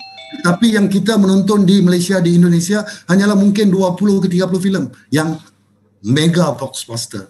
Tetapi filem-filem yang gagal juga paling ramai. Jadi pelajar seperti yang saya sebutkan tadi, apabila ingin menceburi bidang ini, the first thing you must know is you must make sure that you understand what you are doing. Secondly, you must also behave and understand the knowledge of filmmaking. Thirdly, you must be able to become, like I mentioned just now, perlulah pandai menjadi berhidungkan tikus, bertelingakan gajah untuk melihat elemen-elemen HIV yang ada dalam pengkaryaan kita. Baik, terima kasih Prof Razak. Salah satu insight yang cukup valuable banget untuk student-student di Indonesia. Jadi yang mereka ingin memulai, jadi mereka termotivate untuk memulai. Karena satu, ternyata di Indonesia kita punya big opportunity untuk memulai sebuah karya di bidang sinema, dan ternyata tadi bertelinga gajah berhidung tikus. Ya, jadi kita harus bisa melihat secara detail bagaimana sebuah kejadian itu mempunyai its eye, dan kita bisa membuat sebuah karya yang baik. Terima kasih. Teman-teman bisa kasih applause untuk Dato' Razak. Yes. Virtual applause. Terima kasih Prof. Thank you. Pak Prof. Suyanto, terima kasih. Pak Erick. Terima kasih, Prof. Ya, thank you. Thank you so much. Thank you very much. Yes. Puan Baik Rona. teman-teman, kita sudah menerima sesi 1, sudah menjalani sesi 1 dengan Prof. Dr. Abdul Razak Muhaiddin, dan kita akan melanjut ke sesi berikutnya. Jika nanti tadi ada pertanyaan-pertanyaan yang belum terjawab, tenang saja, masih ada sesi berikutnya, kita akan tanyakan sesi-sesi berikutnya ini dengan pertanyaan teman-teman yang ada di dalam Zoom group chat. Silahkan kalau masih ada pertanyaan bisa di-chatkan di grup chat ya teman-teman. Dan sesi berikutnya yang akan mengisi ada rektor dari Universitas Amikom Yogyakarta dan juga seniman, penulis naskah, penulis film juga. Langsung saja kita sambut. Ini adalah motivasi kita semua dan panutan kita juga, Profesor Dr. Muhammad Suyanto MM. Assalamualaikum, Prof. Waalaikumsalam warahmatullahi wabarakatuh. Mas Satya yang ganteng. Baik, Prof. Nah, tadi saya juga udah bilang, Prof. Kalau Prof suka bilang saya ganteng tuh saya nomor 3, Prof. Yang pertama ada Prof Yanto, Prof Razak, baru saya, Prof. Iya. Baik, Prof. Monggo kami persilakan, Prof, untuk bisa mulai sesi sharing. Baik, saya akan sharing PowerPoint saya. Jadi tentang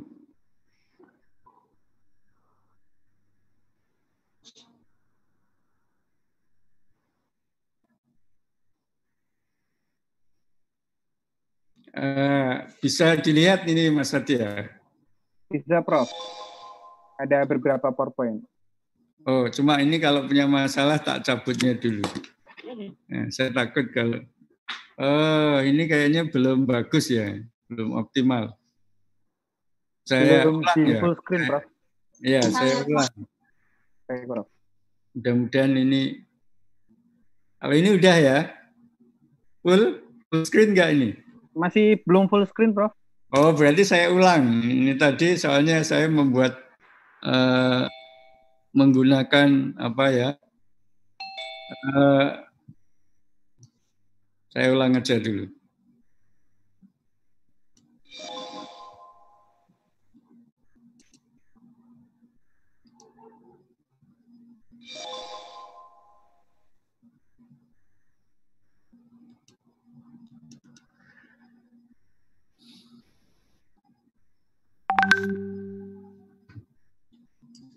Nah, oke, saya share screen. Jadi memang tadi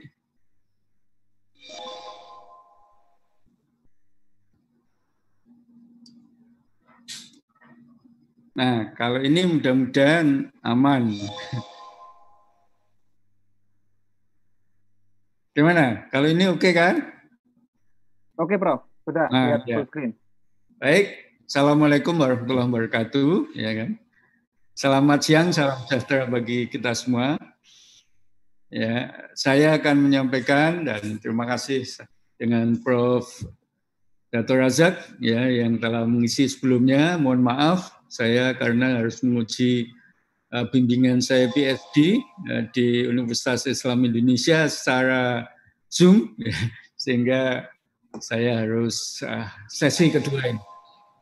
Saya akan bagi pengalamannya Universitas Amikom bagaimana membangun kreatif industri, kreatif ekonomi. Ya. Baik, langsung saja. Jadi tadi Prof.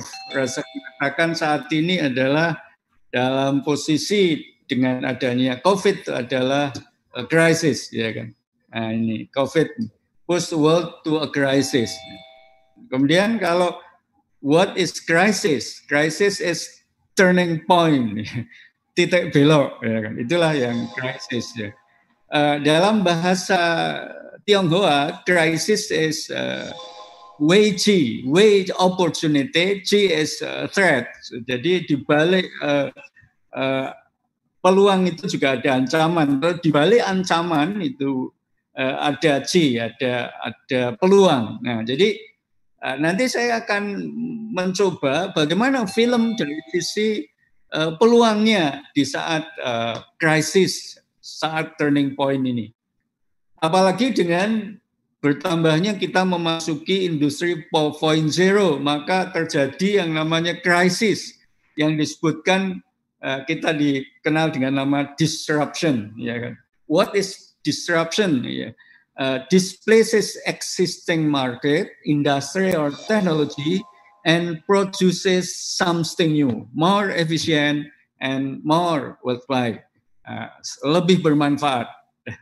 Sehingga crash-nya jadi tambah-tambah, luar biasa. Nah, sekarang what is opportunity? Jadi kalau kita tidak menyikapi seperti yang disampaikan Prof. Dato' Raja tadi, ya kan, education akan mengalami yang namanya disruption, digital disruption. Software is eating the world, ya kan. Ini sejak 2015 ini. Healthcare, banking, otomotif, where do you want to be? Tinggal pertanyaannya begitu. Anda harus ada di mana? Kalau perguruan tinggi masih di posisi generasi 1, generasi 2, maka akan collapse dalam jangka panjang. Kecuali university yang disupport oleh pemerintah, ya, karena ada dananya. Ya. Maka kita pilihannya ini, crisis or turning point. Universitas generasi 1, the first generation university, atau second generation, at the third generation, at the fourth generation. Amikom memilih the fourth generation university. Nah, ini yang dipilih. Nah, kalau the fourth generation harus menghasilkan riset itu open innovation, bisa bekerja sama dengan company dan menghasilkan uang. Itu salah satu risetnya. Saya percepat, inilah. Jadi kita akan membahas di roadmap dari Universitas Amikom Yogyakarta adalah 2030 itu more than 75% itu adalah penghasilannya dari creative economy part, taman ekonomi kreatif kita, ya. Nah, dan kita berharap entrepreneur, alumni entrepreneurnya 30%. Jadi inilah creative economy yang kita bangun. What is the creative economy? Ya kan? Jawabannya sangat jelas tadi, itu. Ya, how people make money from ideas. Nah, inilah yang namanya creative economy. Jadi how people make money from ideas. Itu creative economy, definisi dari John Hopkins. Baik, saudara sekalian yang berbahagia. Jadi kalau kita gambarkan inilah the rest of the economy, kan. Kemudian the economy itu bagian pertama, terus bagian keduanya adalah creative industry, ya. Kemudian cultural industry, core creative field. Nah, kemudian inilah, jadi apa yang namanya creative economy itu adalah creative assets yang potensial, ya, yang potensial, yang bisa menumbuhkan ekonomi dan juga bisa mengembangkan ekonomi, ya kan. Ekonomi berkembang, ekonomi tumbuh, itulah creative asset, ya. Itulah namanya creative economy. Jadi kalau secara garis besar bisa kita definisikan seperti itu, creative economy. Kalau lebih kecil, kita di bawah creative economy adalah creative industry. Jadi creative economy itu creative industry plus, ya kan, plus seseorang, people yang bekerja di bekerja secara kreatif di industri yang non kreatif industri. Nah, kalau itu dijumlah jadi satu, itulah creative economy. Nah, inilah creative industry. Mungkin tadi Prof. Razak sudah menjelaskan. Jadi, dan kita udah masuk di yang new media, creative services, design dan sebagainya. Nah, saya tidak akan membahas. Jadi intinya ada 4, ada heritage, ada arts, ada media, dan ada functional creation. Jadi itulah yang namanya industri kreatif, creative industries, ya kan. Nah, jadi ada 4 itu. Kemudian inilah platformnya, ya. Jadi dari creativity akan muncul ideation, dari design, production, branding, and channeling. Maka kita akan memperoleh yang namanya valuation. Seperti kalau di Indonesia kita kenal Gojek, Tokopedia, itu valuation, ya kan. Jadi kalau film kita jual ke stasiun televisi di Indonesia 10 juta, tetapi kita jual ke Hollywood 10 juta US dollar, valuation sangat berbeda sekali. Nah, nanti bagaimana Amikom menyikapi di saat pandemi dan saat krisis ini, ya. Nah, kalau industri platformnya bisa seperti ini, apalagi cultural industry, itu culture, ideation, design, production, branding, channeling, value. Inilah. Jadi kalau kita melihat company, ini the most admired company in the world, itu ada, ini saya tampilkan 10. Apple itu ada di Silicon Valley, Amazon di Silicon Valley, Berkshire Hathaway itu ada di New York, dan Walt Disney ada di Los Angeles atau di Hollywood. Nah, jadi itulah 3 kota yang perlu kita pikirkan untuk mengembangkan supaya company kita atau universitas kita menjadi luar biasa, terutama bisa menghasilkan uang dari 3 kota yang luar biasa ini. Ini kalau kita lihat terutama yang kaitannya dengan venture capital, ya kan, kita lihat dari situ Silicon Valley, kemudian New York, dan satu lagi adalah Los Angeles. Jadi 3 kota-kota itu yang memang uangnya banyak, ya kan. Nah, inilah Silicon Valley, company, dan di situ ada university yang namanya Stanford University. Saya beruntung, ya kan, diminta oleh Kemendikbud untuk bisa datang ke Silicon Valley, ya kan. Nah, dan mengapa Stanford hebat? Karena dikelilingi oleh company-company yang ada di Silicon Valley. Itu luar biasanya. Nah, modelnya seperti inilah. Jadi innovation engine-nya itu ada 4. Ada university, ada large enterprise, ada research organization, dan ada yang namanya startup atau small medium enterprises. Nah, itu sebagai engine di Silicon Valley, ya kan. Yang itu nanti kalau saya bahas panjang sekali. Nah, salah satu yang sangat menonjol di sana adalah Stanford University. Nah, ini sangat menarik menurut saya. Ini saya letakkan di bawah. Jadi yang di tengah itu namanya Silicon Valley Innovation Center. Kemudian yang putih itu adalah big company atau teknologi giant, itu yang di pojokan kanan bawah itu teknologi giant, ya kan. Kemudian yang seperti cincin itu adalah unicorn dan startup. Itulah yang membangun Silicon Valley. Dan apa yang sedang dikembangkan? Yang pertama, yang di atas tadi ada yang namanya Big Data and Predictive Analytics. Kemudian sebelah kanannya yang oranye itu adalah Artificial Intelligence dan Machine Learning. Kemudian kalau bawahnya yang hijau itu Augmented Reality dan Virtual Reality. Nah, termasuk Amikom juga mengembangkan ini, hampir semua. Kemudian yang bawah hijau muda itu adalah autonomous vehicle, jadi termasuk robotik, termasuk mobil, masuk ada di sini. Kemudian sebelahnya lagi blockchain, ini kaitannya dengan uang, dan yang terakhir adalah Internet of Things. Inilah yang sedang digalakkan di Silicon Valley. Nah, transformasinya seperti ini Silicon Valley, jadi saya buat panjang. Nah, kemudian ini Silicon Valley, kalau kita baca Innovation and Entrepreneurship, ya, proposal for collaboration with Amikom University. Jadi ini sudah ngajak kerjasama dengan kita. Sebetulnya rencana Silicon Valley ini Juli ini datang ke Indonesia, datang ke Universitas Amikom untuk bisa menandatangani, tapi sehubungan ada COVID belum bisa. Ini kita akan coba untuk online, karena supaya kita punya jalur Silicon Valley langsung Universitas Amikom ini. Kemudian yang kedua, ini oleh-oleh saya dari Silicon Valley, 2 buku, satu yang namanya Memulai Bisnis dari Nol. Saya menulis tentang bagaimana Bill Gates mulai bisnis, Jeff Bezos mulai bisnis yaitu Amazon, dan Walt Disney termasuk juga mulai bisnis, ada di buku ini. Ini oleh-oleh dari Silicon Valley.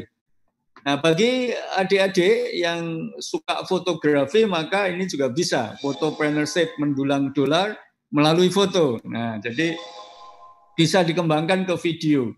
Dan luar biasa. bisa dikembangkan ke desain dan sebagainya. Anak saya ini kan baru berapa ya, baru 2 tahun ini, sudah bisa beli rumah ya kan di Merapi View. Nah, ini luar biasa kan. Dari penghasilan dia adalah bisnis gambar ya kan. Nah, jadi inilah anak-anak sekarang, jadi bisnisnya seperti itu ya, luar biasa. Dan ini juga from startup to unicorn. Nah, ini juga oleh-oleh dari Silicon Valley. Bagaimana startup itu bisa berhasil. Di sana juga yang gagal juga banyak, tetapi ini saya tulis bagaimana mereka bisa berhasil.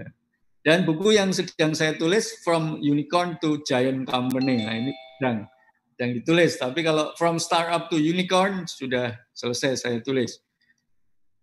Nah, inilah kalau di Indonesia yang disebut dengan subsektor ekonomi kreatif. Jadi aplikasi game di Amikom ada company-nya yang mengembangkan aplikasi dan pengembang game, ya kan. Salah satu termasuk game yang virtual reality. Ya kan? Dan alhamdulillah ini sudah ada investor di Australia yang mudah-mudahan segera akan masuk ke Amikom untuk mengembangkan virtual reality. Kita sudah ekspor game ke Doha, ke Qatar. Nah, jadi dan kita kemarin juga dipanggil, mungkin besok ketemu untuk mengembangkan tourism berbasis ICT. Arsitektur, desain interior, desain komunikasi visual, desain produk, fashion, dan hari ini memang saya akan lebih seperti Prof. Razak menyambung, yaitu film, animasi, dan video. Kalau fotografi tadi dengan buku Photopreneurship. Nah, jadi nomor 7 itu yang nanti akan lebih kuat. Kriya, kuliner, musik. Apalagi kalau musik dengan animasi. Ada salah satu lebih dari 16 miliar penontonnya. Baby Shark. Nah, itu kalau nggak salah orang Hong Kong yang buat. Sederhana sekali. Nyanyiannya anak-anak dikasih animasi yang tidak begitu rumit. Ya. Nah itu saat ini sebagai YouTuber. Oke, periklanan, seni pertunjukan dan sebagainya. Televisi, radio, Universitas Amikom punya, ya kan? Ini juga bisa dikembangkan, tidak saja radio biasa, tetapi nanti ada radio online. Ini juga kreatif industry, ini di Taiwan. Saya dikirim oleh Kementerian Perindustrian ke Taiwan. Nah, saya disuruh, akhirnya saya tulis ini. Nah, bagaimana rahasianya Taiwan bisa sukses di kreatif industrinya. Nah, inilah daerah yang dijadikan sebagai pusat industri kreatifnya. Nah, jadi konsepnya Taiwan, culture, ideation, design, production, branding, channeling, and value. Inilah platformnya. Oke, kemudian sekarang bagaimana Amikom? Nah ini Amikom, ini ada pemerintah. Saya letakkan di bawah ini. Menarik Amikom. Kita menyebut Creative Economy Park, ya kan? Taman Ekonomi Kreatif, ya. Ada company-company di Universitas Amikom, ya kan? Kemudian ada community, ya kan? Kemudian ada incubator, kemudian juga disupport oleh pemerintah. Yang menarik ada 3 lokasi karena kita open innovation. Ekosistemnya adalah kerjasama dengan Hollywood. Biasanya Hollywood menarik uang dari Wall Street, ya kan? Nah, jadi New York, ya kan? Dan kita sedang menjajaki yang tengah dengan Silicon Valley, ya kan? Nah, jadi paling tidak, alhamdulillah ini dengan Wall Street, dengan Hollywood kita sudah bisa kerjasama membuat 7 film. Nah ini spektakuler. Paling dengan Indonesia biasanya cuma 1 film. Kita nggak tanggung-tanggung, langsung 7. Atau mungkin bahkan 10. Ya. 10 film bisa kita buat. Nah, nanti caranya gimana? Apalagi di saat-saat pandemi ini. Jadi inilah ekosistemnya. Jadi dari riset kita nanti open innovation atau riset itu harus commercialization, utamanya kalau film, ya kan. Nah, dari commercialization dapat capital, dan harapan kita capitalnya dari Wall Street, ya kan, dari New York. Nah ini yang membawa siapa ya nanti saya tunjukkan. Kemudian dari situ kita mengembangkan human capital development, ya kan. Kemudian jelas kalau mau masuk mesti harus ada law, punya pengacara kita ketika masuk ke Hollywood, ya. Riset inilah ekosistem kita. Langsung. Jadi tadi ada radio, kita punya television, ya kan. Kita advertising agency, ini perusahaan Gate ini yang sedang mengembangkan virtual reality dan augmented reality yang akan dapat investor dari Australia. Ya. Kita udah kerjasama dengan Profesor Eric Hansen, itu visual effect-nya Walt Disney dan DreamWorks, tapi sekarang jadi dosen, ya kan. Masa tuanya jadi dosen, itu tentang Borobudur dan Prambanan, kerjasama virtual reality. Jadi kalau kita dan ini pesanannya Bill Gates, yayasannya Bill Gates yang pesan. Ya. Saya membantu untuk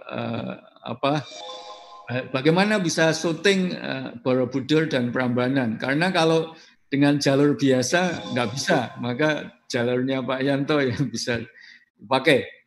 Di samping itu ada perangkat-perangkat lunak tadi, aplikasi, ya. Jadi ini memang yang nomor 1 subsektor itu ini PT Gates Solution, ya.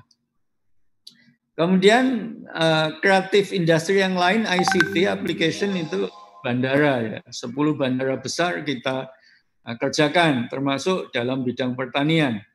Termasuk adik-adik kalau mau inkubator, Amikom punya inkubator, ada 48, ya.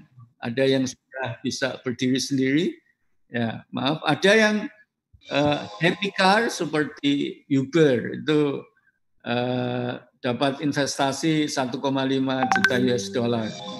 WeHouse itu dulu mungkin pandemi turun, omsetnya 5,7 miliar. Jadi udah cukup bagus inkubatornya. Nah, sehingga kalau ini ada tayangan incubator accelerator. Yang pertama 500 itu ada di Silicon Valley, saya tahu itu. Y Combinator juga ada di Silicon Valley. Fast Forward itu Silicon Valley. National University Singapura dari Singapura.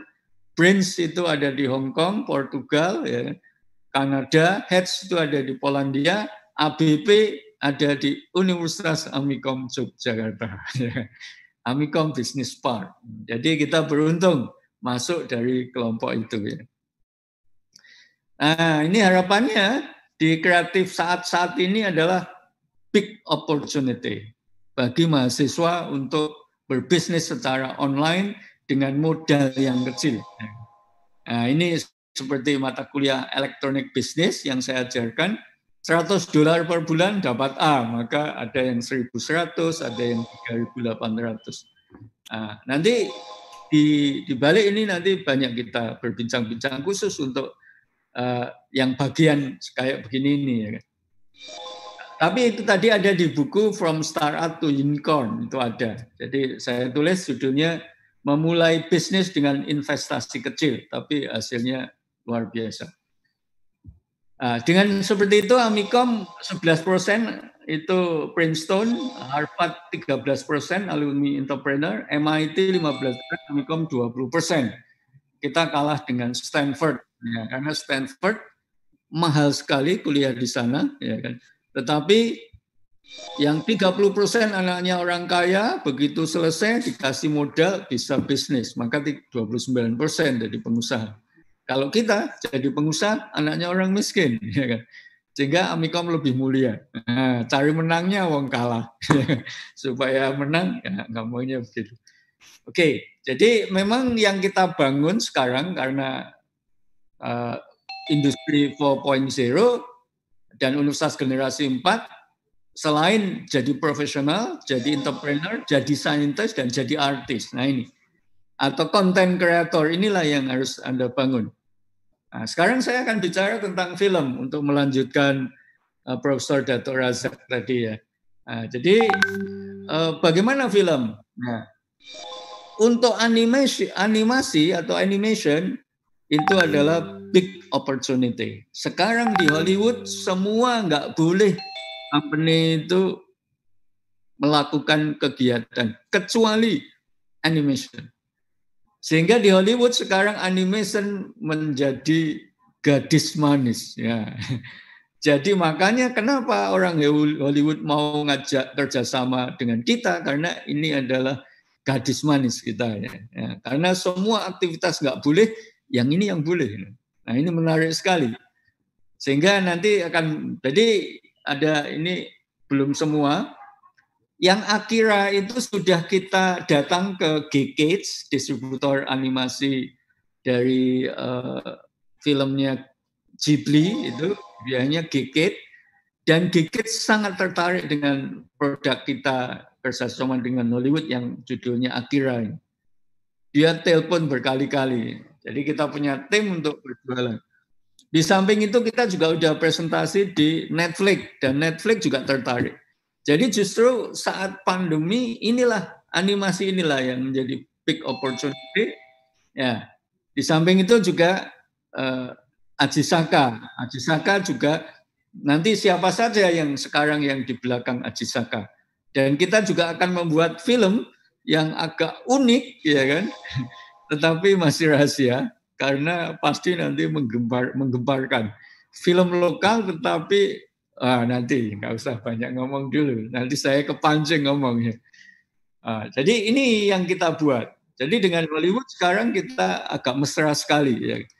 Nah, karena apa? Karena ya kenapa film? Ya karena kita bisa lebih mahal dari pesawat. Ya, besar sekali ya kan. Kayak gini ya kan. Nah, jadi dibanding pesawat, film itu bisa lebih besar. Apalagi kalau lisensinya siapa yang paling kaya? Mickey Mouse ya. Jadi animasi. Jadi kenapa kita buat animasi? Karena ini akan kaya dalam jangka panjang. Bagaimana masuk Hollywood tadi? Lawyer. Nah ini yang namanya Mickey Mierson, dan ini yang namanya saya datang ke rumahnya Francisca Eastwood, keluarga Eastwood. Ini adik-adik yang perlu saya sampaikan. Jadi perkawanan kayak beginilah yang memungkinkan kita bisa bekerja sama. Kalau di Hollywood nggak punya kawan, susah sekali. Jadi barang siapa bersilaturahmi, maka akan ditambah rezekinya. Jadi perkawanan, ini yang paling penting. Ya. Oke. Dan inilah yang produsernya Silent, yang sutradaranya Martin Scorsese, ya kan? Sutradara peraih Oscar. Jadi inilah yang tim kita yang ada di Hollywood. Ya. Saya bekerja sama dengan Manu Gargi ini. Karena di belakangnya ada bintang top, ada sutradara top peraih Oscar. Ada di belakang dia. Nah, kemudian juga kita kerjasama ini, namanya Gil Adler.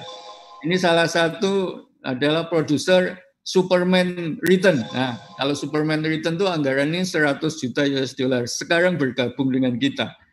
Jadi kita akan membuat tim kita di Hollywood, ada Gil Adler, ada Manu Gargi, dan ada ini namanya Nick Camacho. Siapa itu? Visual effect-nya Beauty and the Beast. Jadi cukup lengkap untuk tim kita yang ada di Hollywood. Nah, kemudian ini sudah 40 International Award ya. Inilah pertama kali saya menginjak kaki Hollywood karena mendapat penghargaan di Hollywood di gedung bioskop Charlie Chaplin ya. Nah, inilah cara nanti bagaimana menjual namanya intellectual property dari film itu ya. Nah, jadi ini gedung bioskop kita, mungkin adik-adik ada yang belum pernah ya kan. Ada di Keongmas, Battle Surabaya, dan baru saja kemarin 4.000 mahasiswa nonton Battle Surabaya bareng di Kementerian Kemendikbud, ya kita bangga juga ya, yang karya kita yang dipilih.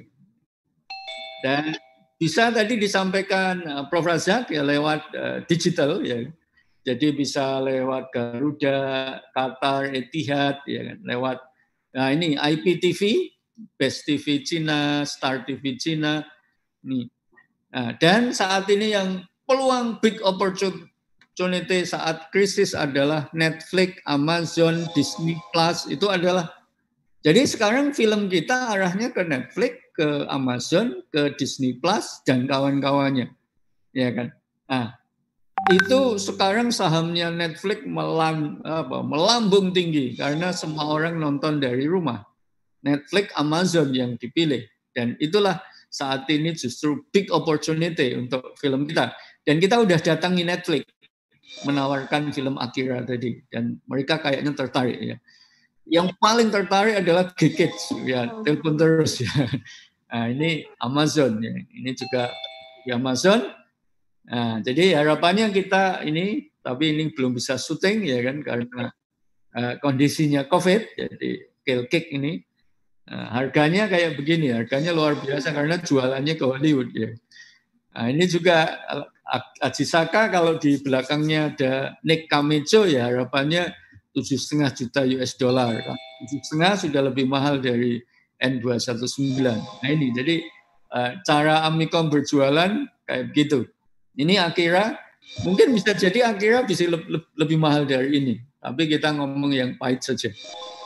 Karena di belakangnya ada Nick tadi, ya, dan Camejo yang memoles supaya Akira itu bagus sekali, harapannya Beauty and the Beast. Nah, jadi itu. Nah ini kita ingin 2025 sudah sebagai menjadi Center World Class Animated Feature Film Industry dan Center World Class Creative Industry.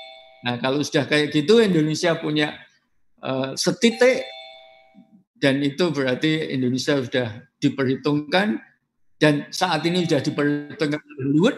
Kalau enggak kita tidak akan diajak kerjasama oleh Jill Adler maupun oleh Manu Gargi, eksekutif produser dari Hollywood, maupun visual effect dari Hollywood, termasuk penulis cerita dari Hollywood David Reynolds, itu orangnya Paramount Pictures.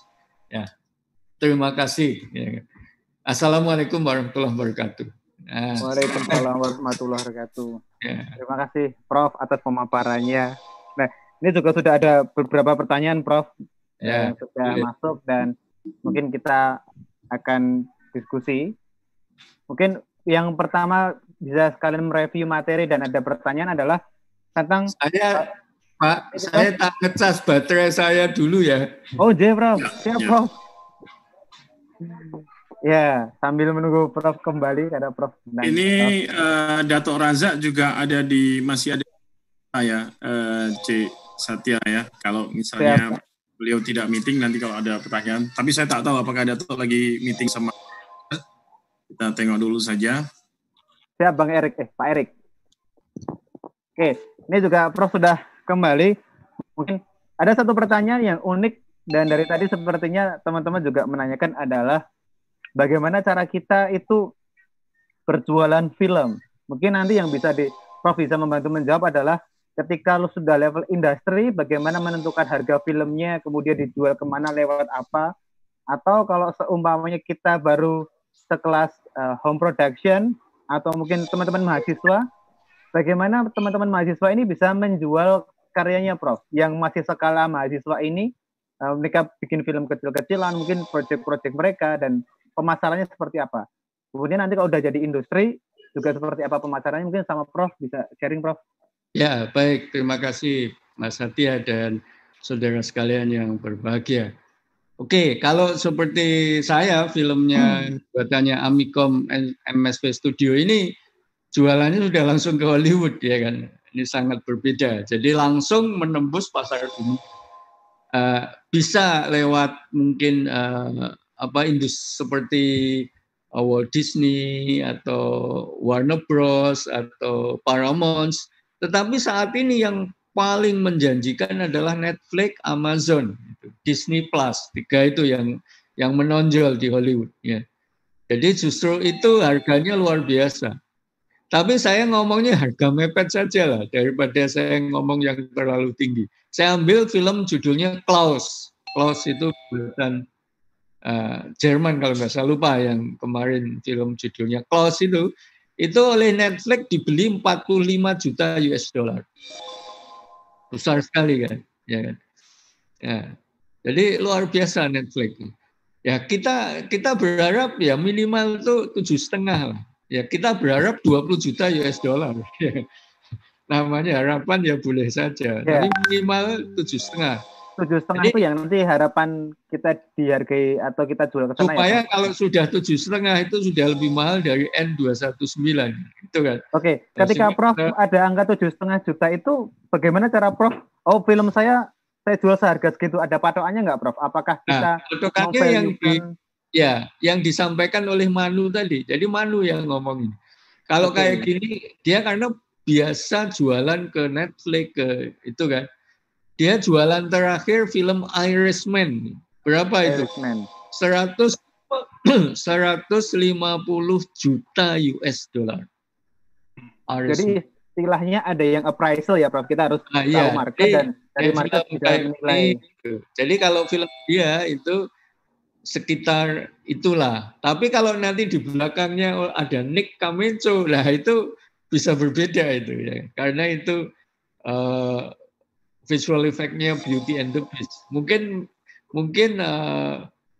saya rasa Manu akan menjualnya pertama sama dengan The Klaus, 45 juta US dollar. Itu mungkin. Ya. Saya nggak tahu. Tapi target dari kita kan yang realistis menurut kita. Jadi ada faktor-faktor yang menaikkan harga ya Prof. Seperti yang Prof tadi ada faktor brandingnya. Yang pertama ya, siapa yang di belakang film itu? Ya. Produsernya siapa? Salah satu produser film kita sekarang adalah Jill Adler dan Manu Gargi. Jill Adler itu Superman Return. Orang sudah nggak diragukan. Dia bisa telepon semua Warner Bros, Paramount Picture, bos-bosnya bisa ditelepon oleh dia. Dia itu kawannya Al Gore, ya kan? Nah, Wakil Presiden Amerika. Jadi kalau Al Gore ada dia biasanya diundang. Jadi ini orang yang cukup. Nah sekarang dia di tempat kita sebagai executive producer. Nah ini kita jual ya, kita jual dan akan buat film bersama kita. Ini saya udah diminta untuk menulis 5 sinopsis. Sudah saya udah jadi 4. Harusnya tim saya ini udah menyerahkan saya, udah jadi 4 tak pernah nambahi. Saya suruh tambah. Nah ini jadi yang kita sekarang eksekutif produser ada Jill Adler yang Superman Return itu, kemudian Manu Gargi, kemudian saya. Nah, itu eksekutif produser untuk film-film kita. Nah jadi mungkin juga nanti ada tambahan lagi. Nah, jadi itu Mas Satya. Jadi kalau seperti itu jualannya ya di studio besar atau Netflix atau Amazon atau Disney Plus. Itu kalau level kita. Level industri ya, Prof. Kalau level mahasiswa seperti kami, Prof. Nah, sekarang kalau mahasiswa bagaimana? Kalau mahasiswa filmnya pendek, maka yang paling baik itu adalah sebagai YouTuber. Nah, kalau bisa film animasi pendek itu film animasi ada nyanyiannya. Karena sekarang market paling besar itu anak-anak kepengen mendengarkan lagu. Ya, coba lihat nanti lagu kereta api gitu. Tut. Animasinya sangat sederhana. Tapi yang nonton jutaan. Nah ini, satu video jutaan. Jadi ngitungnya kayak gini. Biasanya YouTube itu kalau 1.000 yang nonton dimonetize itu $2-5. Kalau 1 juta berarti kan 2.000 US dollar. Kalau $1 15.000 berarti 30 juta penghasilannya. Nah, kalau 1 juta, kalau 15 juta berarti ya 30 juta kali 15 miliar. Atau kalau enggak ya ratusan juta. Itu baru satu video. Sudah jadi YouTube, ya, Prof, ya, YouTube itu cukup luar biasa untuk yang disampaikan Prof Rajak tadi ya. Benar sekali ya. Nah, kalau bahkan ada yang itu anak komunikasi Haikal itu sudah punya subscribe yang 1,3 juta. Kalau sudah kayak itu uangnya udah banyak itu ya kan. Nah, jadi bisa seperti itu. Jadi kalau animasi sebaiknya yang paling bagus itu dikasih lagu. Misalkan pelangi. Udah, itu nanti yang nonton luar biasa. Tapi kalau hanya animasi kurang kuat. Jadi ya kerjasama dengan orang yang ngerti musik sedikit. Terus ada penyanyi cilik yang lumayan ya, tetangganya apa siapa, itu akan jauh lebih efektif. Ini pengalaman di Indonesia. Karena di Indonesia kalau ditanya siapakah apa yang di-download nomor 1, jawabannya lagu. Nah, itu kan. Nah, karena lagu, sehingga kalau hanya animasi nggak ada lagunya, masih sedikit yang download. Tapi kalau ada lagunya, insya Allah akan banyak. Utamanya lagu anak-anak. Oke, lagu anak-anak ya Prof, yang termasuk yang marketnya paling besar gitu ya. Apa mungkin kalau sekarang tuh banyak sobat ambiar, Prof, Lost Doll dan lain-lainnya itu juga banyak. Oke, dan kalau berkaitan dengan market, Prof, juga ada yang menanyakan, Prof. Bagaimana caranya kalau kita animator Indonesia ini akhirnya berani atau bisa bersaing dengan market internasional, Prof. Seperti yang kita tahu, Battle of Surabaya akhirnya berani kan keluar ke kancah internasional. Tapi banyak juga animator-animator Indonesia itu yang belum berani, Prof. Kalau menurut Prof, bagaimana cara mereka bisa? Dan caranya bisa, yang pertama punya kenalan seperti saya. Punya kenalan orang Hollywood, ya. Terus story-nya, ceritanya ditulis dengan buku ini, ya kan. Kelihatan nggak Mas Fatia? Enggak, Prof. Kena background, Prof. Oh, kena background-nya ya. Oh, ini kelihatan. The Oscar winner. Terbalik, Prof. Lumayan ya. Yeah. Nah, di Oscar winner, mau ini kebalik ya. Oh ya. Nah, ini lumayan. Kena background dikit ya. Ya, the Oscar winner. Ah, ini rahasianya bagaimana menulis naskah film itu supaya kelas dunia. Dari rumus ini udah saya buktikan Battle of Surabaya itu.